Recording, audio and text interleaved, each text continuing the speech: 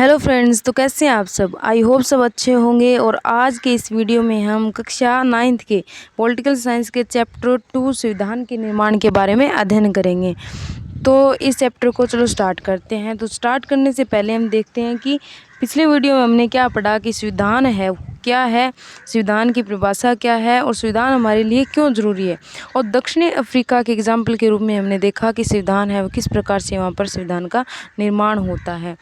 तो हमने देखा और साथ में देखा कि संविधान है वो क्या है। तो संविधान एक लिखित नियमों की एक ऐसी किताब है जिसे किसी देश में रहने वाले जो सभी लोग हैं वो सामूहिक रूप से इसे मानते हैं। यानी कि इसमें कुछ ऐसे नियम कायदे लिखे होते हैं जिसके आधार पर देश का शासन चलता है और संविधान है उसको सर्वोच्च कानून माना जाता है। उसके बाद हमने क्या देखा कि संविधान हमारे लिए क्यों ज़रूरी है, इनके प्रमुख क्या कारण है कि हमें संविधान बनाने की ज़रूरत हुई।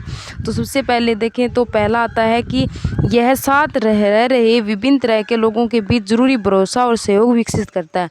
कि जब ये दस्तावेज यानी कानून बनाए जाते हैं तो सभी के लिए समान रूप से लागू होता है और एक दूसरे पर भरोसा कर सकते हैं या सहयोग के लिए यह क्या होता है, ज़रूरी होता है। दूसरा देखें तो यह स्पष्ट करता है कि सरकार का गठन कैसे होगा और किससे फैसले लेने का अधिकार है। यानी इसमें संविधान में क्या लिखा होगा कि सरकार का गठन कैसे होगा, किस प्रकार से चुनाव होंगे और किस प्रकार से उसमें फैसले लिए जाएंगे।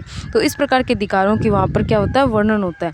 तीसरा देखें तो यह सरकार के अधिकार है उनकी जो सरकार को अधिकार दिए गए उनकी सीमा तय करता है। यानी कि संविधान में हम जो प्रतिनिधि चुनते हैं, संविधान में जो चुनाव के आधार पर देखें तो जो हम प्रतिनिधि चुनते हैं उनकी लिमिट क्या होती है, यानी जो अपने कार्य करते हैं वो किस सीमा तक कर सकते हैं, उनके पास जो शक्ति होती है यानी कि उनके पास जो सत्ता होती है वो उनका यूज़ कहाँ तक कर सकते हैं और नागरिकों के क्या अधिकार हैं उनका भी उन्हें ध्यान रखना होता है।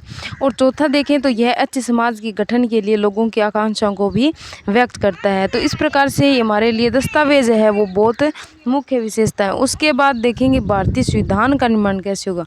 यानी भारत में संविधान का निर्माण किस प्रकार से होता है इसके बारे में देखते हैं। भारतीय संविधान के निर्माण के बारे में देखें तो दक्षिण जो अफ्रीका है जिसका एग्जाम्पल लिया था हमने पहले, तो उसी की तरह भारत का संविधान है वो भी बहुत कठिन परिस्थितियों में होता है। यानी उस समय जब हमारे देश में संविधान का निर्माण हुआ था उसमें हमारे सामने बहुत कठिन परिस्थितियां आती है। तो भारत जैसे विशाल और विविधता भरे देश के लिए संविधान बनाना आसान काम नहीं था। और भारत के लोग हैं वो तब गुलाम की हैसियत से निकलकर नागरिक की हैसियत पाने जा रहे थे। जब हमारे देश पर अन्य जो देश है उनका क्या था, उनका उपनिवेश था हमारा देश। यानी कहें कि जैसे अंग्रेज़ है उन्होंने अपने भारत को गुलाम कर रखा था। उस समय क्या है, हम संविधान का निर्माण है वो करने की कोशिश कर रहे थे, हम स्वतंत्र होने की कोशिश कर रहे थे।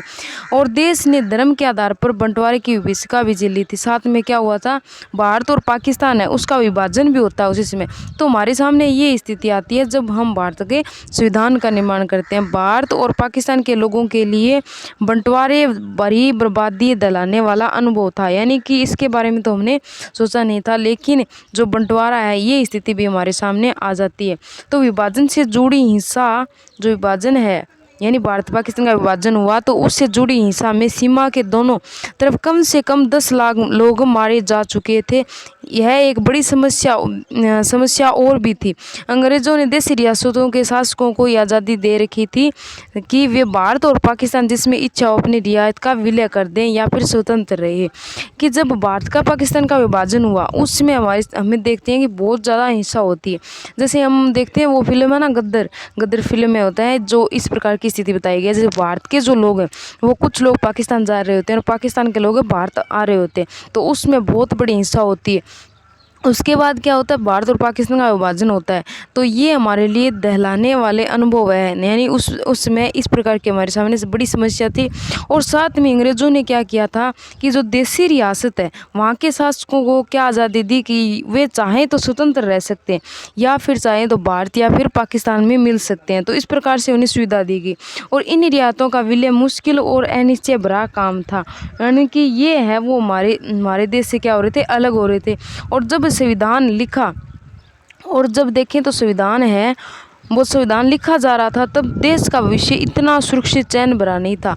यानी हमारे सामने बहुत कठिन परिस्थितियां थी जब हमने संविधान का निर्माण किया था। और और देखें तो संविधान के जो निर्माता थे उनको देश के वर्तमान और भविष्य की चिंता थी। जो नेता थे जिन्होंने अपने संविधान का निर्माण किया तो उनके सामने कठिन परिस्थितियां आती है, लेकिन उनका बहुत बड़ा इनमें योगदान होता है अपने संविधान के निर्माण में। तो अब देखते हैं कि संविधान के निर्माण का रास्ता यानी किस प्रकार से संविधान बनता है। तो सारी मुश्किलों के बावजूद भारतीय संविधान के निर्माताओं को एक बड़ा लाभ था। दक्षिणी अफ्रीका में जिस तरह संविधान निर्माण के दौर में ही सारी बातों पर सहमति बनानी पड़ी, वैसी स्थिति उसमें भारत में नहीं थी।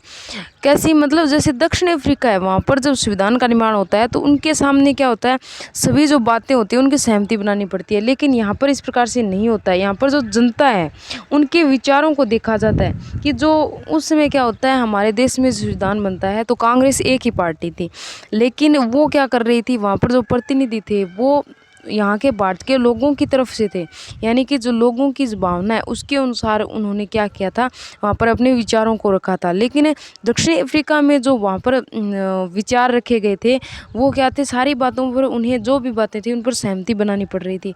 तो इस प्रकार की स्थिति भारत में नहीं थी। और भारत में देखें तो आज़ादी की लड़ाई है उसके दौरान ही लोकतंत्र समेत अधिक बुनियादी बातों पर राष्ट्रीय सहमति बनाने का काम हो चुका था। और हमारी राष्ट्रीय आंदोलन सिर्फ एक विदेशी सत्ता के खिलाफ संघर्ष भरे नहीं था, यह न केवल अपने समाज को फिर से जगाने का, वरना अपने समाज और राजनीति को बदलने और नए सिरे से गढ़ने का आंदोलन था। यानी जब यहाँ पर राष्ट्रीय आंदोलन चल रहे थे तो उस इसमें विदेशी सत्ता यानी अंग्रेजों पर हमारे देश पर शासन कर रहे थे अंग्रेज, तो उस सत्ता के केवल खिलाफ नहीं था, बल्कि यह जो हमारा समाज है इसमें परिवर्तन करने का और जो हमारी राजनीतिक व्यवस्था है उसमें बदलाव करने का भी आंदोलन था। आज़ादी के बाद भारत को किस रास्ते पर चलना चाहिए, इसे लेकर आज़ादी के संघर्ष के दौरान भी तीखे मतभेद होते हैं। और ऐसे कुछ मतभेद अब तक भी बने हुए हैं, यानी ऐसे मतभेद अब भी हम देख सकते हैं। कुछ मतभेद अब तक भी बने हुए हैं, पर कुछ बुनियादी विचारों पर लगभग सभी लोगों की सहमति कायम हो चुकी थी। कुछ बुनियादी विचार रखे गए थे जिन पर सभी लोगों को क्या होते हैं, सहमति हो जाती है। और सबसे पहले देखें तो संविधान बनाने के लिए सबसे मतलब शुरू कहाँ से होता है, तो 1928 से शुरू होता है। और मोतीलाल नेहरू और कांग्रेस के 8 अन्य जो नेता है उन्होंने भारत के एक संविधान को लिखा था। यानी सबसे पहले स्टार्ट होता है 1928 में। मोतीलाल नेहरू और कांग्रेस के 8 अन्य नेता होते हैं, वो क्या करते हैं, भारतीय संविधान को लिखते हैं।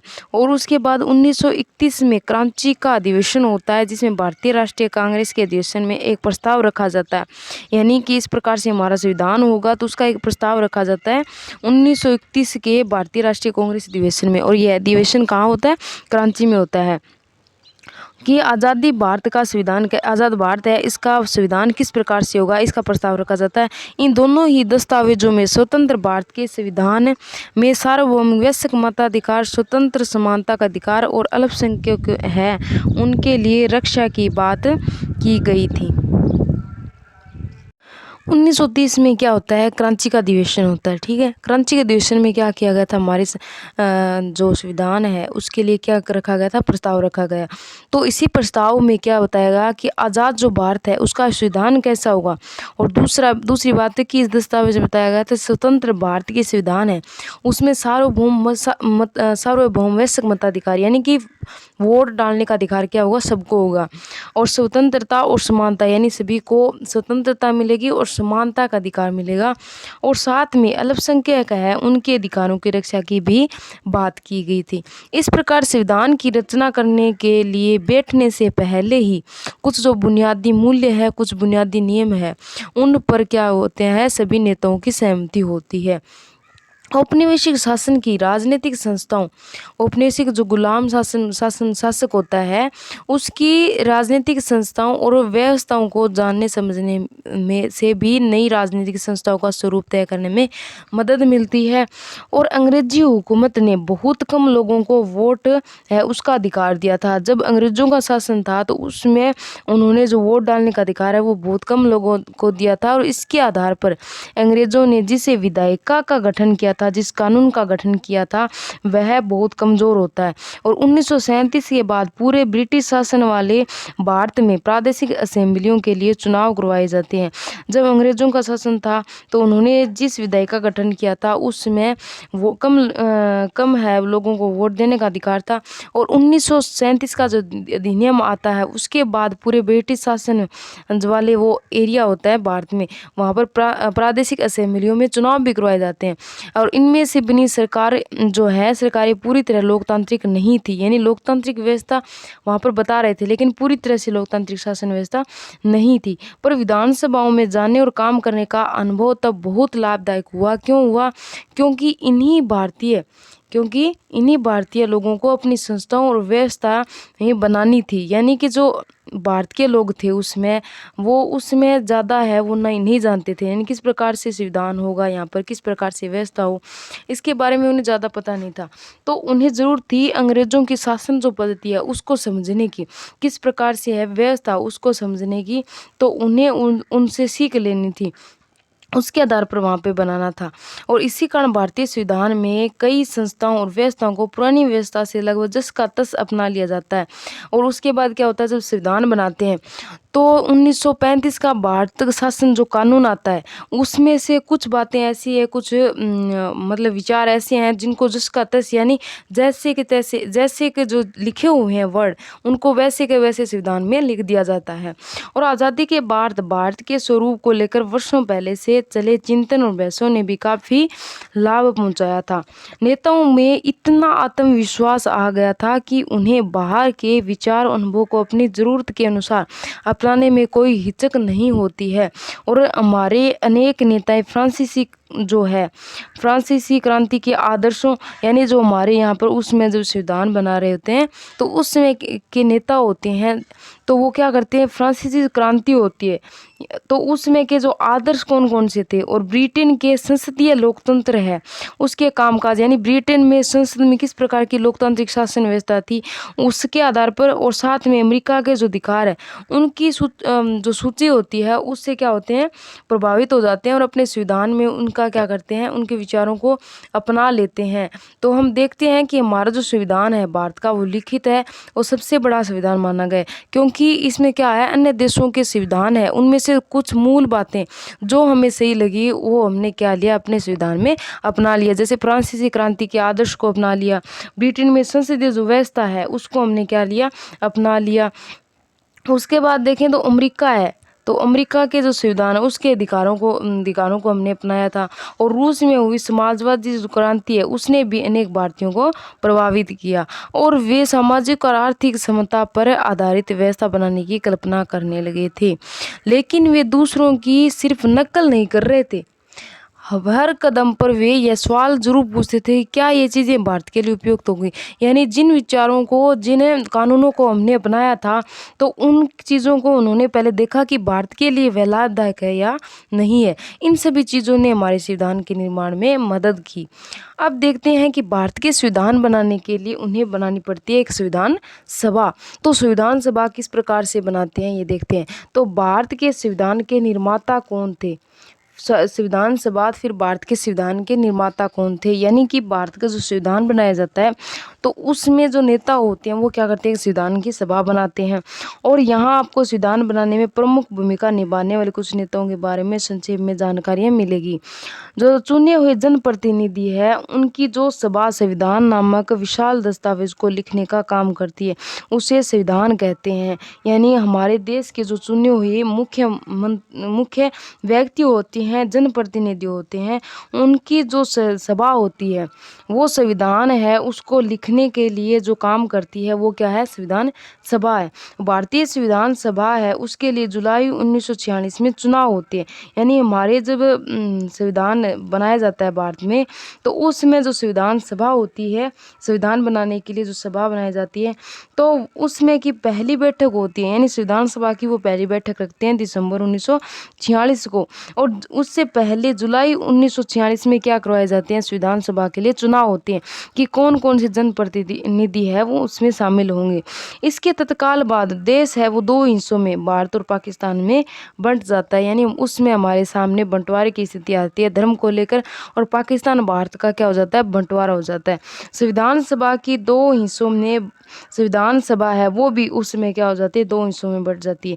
क्योंकि हमारा देश भी दो भागों में विभाजित हो गया, तो संविधान सभा भी क्या हो गई, दो हिस्सों में बंट जाती है। और एक तो होती है भारत की संविधान सभा, और दूसरी कौन सी आ जाती है, पाकिस्तान की संविधान सभा। ठीक है, तो भारतीय जो संविधान है उस वो लिखा जाता है, तो संविधान सभा में जो लिखने वाली सभा है उसमें सदस्य पूछे जाएंगे। तो एक क्वेश्चन आता है कितने सदस्य थे, तो 299 सदस्य थे उसमें। और इसने 26 नवंबर 1949 को क्या कर लिया, अपना काम कंप्लीट कर लिया। किसने, संविधान सभा में। यानी संविधान इस प्रकार से होगा हमारा, इसके लिए उन्होंने 26 नवंबर 1949 को क्या कर लिया, अपना काम पूरा कर लिया।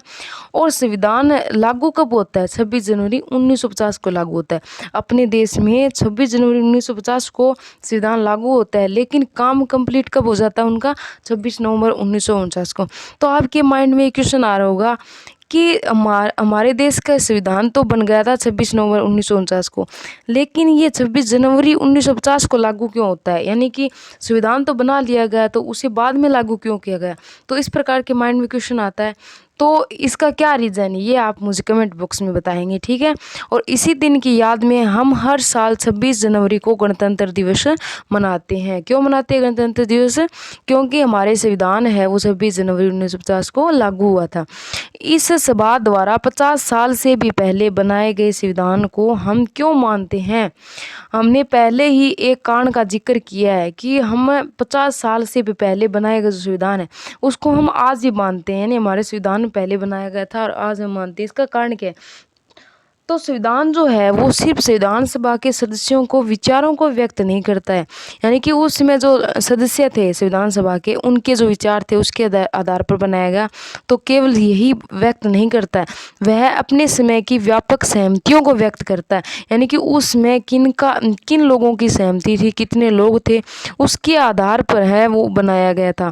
और दुनिया के कई देशों में संविधान को फिर से लिखना पड़ा।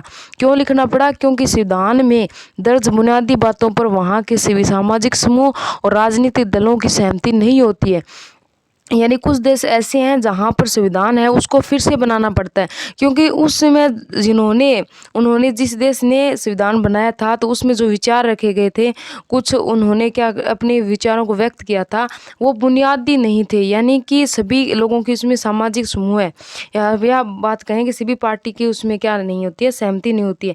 लेकिन भारत में देखें तो संविधान बना था वही अभी तक चल रहा है, क्योंकि यहाँ पर क्या सामाजिक समूह और राजनीतिक जो दल है, पार्टी है, उनकी सहमति बनी हुई है। और कई देशों में संविधान है पर वहाँ कागज का टुकड़ा या फिर किसी भी अन्य किताब की तरह का दस्तावेज भर है। यानी कुछ देश ऐसे भी हैं जहाँ पर संविधान क्या है, कागज का एक टुकड़ा या फिर एक किताब का एक दस्तावेज मान सकते हैं, और कोई भी उस पर आचरण नहीं करता है, पर मतलब उसका यूज़ नहीं करता, उसका उपयोग नहीं करता है। पर हमारे संविधान का अनुभव इन सब से क्या है, अलग है।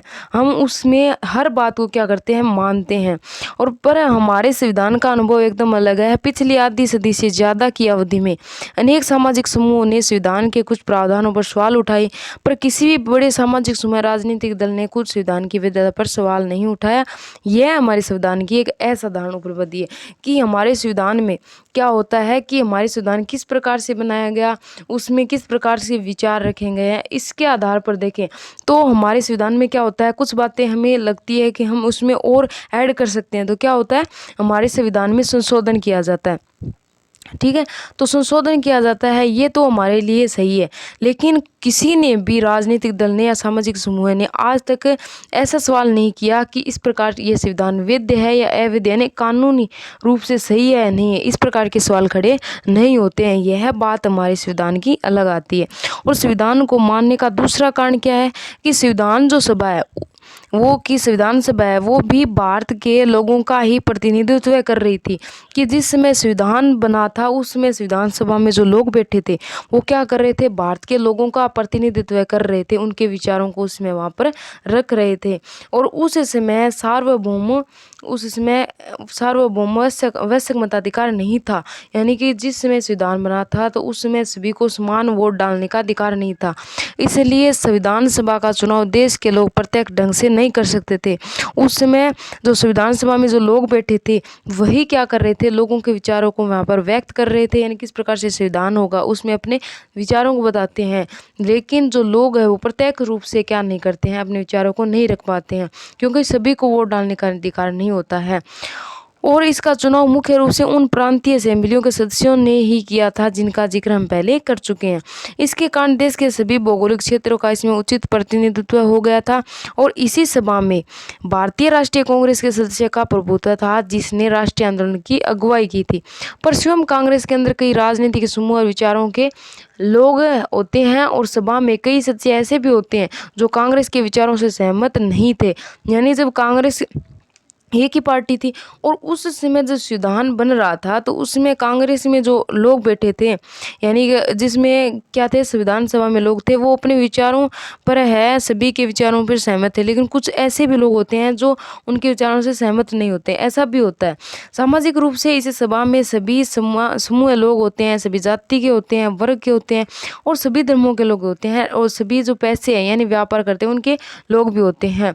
और अगर संविधान सभा का गठन सार्वभौम मताधिकार के जरिए हुआ होता तब भी इसका स्वरूप काफ़ी कुछ इस प्रकार से होता है, यानी कि हमारी संविधान सभा में सभी लोगों का योगदान होता है, यानी सभी को स्वतंत्रता समानता के आधार पर देखा जाता है, सभी के विचारों को देखा जाता है। इसलिए अपना संविधान वर्तमान में भी क्या है, वैध माना गया। अगर संविधान सभा का गठन सार्वभौम वैश्विक मताधिकार के जरिए हुआ होता तब भी क्या होता, काफ़ी देखें तो काफ़ी हद तक इसी प्रकार का संविधान होता। और अंततः जिस तरह संविधान सभा ने काम किया वह संविधान को एक तरह की पवित्रता और वैधता बताता है। और संविधान सभा का काम है वो काफ़ी व्यवस्थित है, खुला है और सर्वसम्मति से बनने के प्रयास पर आधारित होता है। यानी संविधान जो सभा है उसमें जो कार्य हुआ तो सभी की सहमति के आधार पर हुआ, और सबसे पहले कुछ बुनियादी सिद्धांत तय किए गए थे और उन पर सभी की क्या हो जाती है, सहमति हो जाती है। और फिर प्रारूप जो कमेटी है उसमें कुछ कमेटियां रखी जाती है, जैसे प्रारूप कमेटी है उसका अध्यक्ष होता है मुख्य डॉक्टर भीमराव अंबेडकर। उन्होंने चर्चा के लिए एक प्रारूप संविधान बनाया और संविधान के प्रारूप की प्रत्येक धारा पर कई दौर में क्या होते हैं, चर्चा होती है और 2000 से ज़्यादा उसमें संशोधन पर विचार किए जाते हैं। यानी वे अपने विचारों को रखते हैं, उसके बाद इसमें किस प्रकार से हम विचार इनको है अलग कर सकते हैं, इसमें किस प्रकार से परिवर्तन कर सकते हैं, संशोधन कर सकते हैं, इस प्रकार की इसमें क्या की गई थी, व्यवस्था भी की गई थी। और 3 वर्षों में कुल 114 दिनों की गंभीर चर्चा होती है और सभा में पेश हर प्रस्ताव, हर शब्द और वहाँ की कही गई हर बात को रिकॉर्ड किया जाता है, और जिसे क्या कहा गया, कॉन्स्टिट्यूट असेंबली डिबेट्स के नाम से जाना गया, जिसे 12 मोटे खंडों में विभाजित किया गया था। कि उसमें संविधान सभा में जो लोग आपस में क्या बता रहे थे, जो मुख्य जनप्रतिनिधि एक दूसरे के विचारों को व्यक्त कर रहे थे, हमारे संविधान में किस प्रकार से व्यवस्था हो, तो उनकी हर बात को, हर विचार को रिकॉर्ड किया जा रहा था, और जिसे कॉन्स्टिट्यूट असेंबली डिबेट से कहा गया। और ऐसा नहीं कि उस समय था, वर्तमान में भी ऐसा होता है। वर्तमान में जब क्या होता है, सभा होती है तो उस समय क्या होता है, हर बात को, हर विचार को रिकॉर्ड किया जाता है। क्यों किया जाता है, कि वो हमारे भविष्य में काम आए, किस प्रकार से हम जो उनके विचार है उनको हम भविष्य में काम में ले सकें, इसके लिए। और इन्हीं बहसों से हर प्रावधान के पीछे की सोच और उनके तर्क को समझा जाता है कि उन्होंने ये बात को क्यों कहा और इनका हम यूज़ कहाँ पर ले सकते हैं, इसके लिए। और संविधान की व्याख्या के लिए भी इस बहस के दस्तावेजों का उपयोग होता है। तो हमने पढ़ा कि संविधान है, भारत में संविधान है वो किस प्रकार से बनता है, ठीक। इसमें किन का योगदान होता है, इसमें मुख्य नेता होते हैं, उनका किस प्रकार से योगदान करते हैं, संविधान सभा किस प्रकार से बनाई जाती है। सबसे पहले क्या होता है 1928 में, और उसके बाद 1931 में प्रस्ताव रखा जाता है, इसके बारे में हमने देखा। तो संविधान जो है उसके कुछ बुनियादी नियम होते हैं, कुछ मूल्य होते हैं संविधान में, किन चीज़ों को ऐड किया जाता है, किस प्रकार से इसका प्रस्ताव होता है, किस प्रकार से लोग हैं वो इसको मानते हैं। तो इसके बारे में हम क्या पढ़ेंगे, अगले चैप्टर में पढ़ेंगे, ठीक है।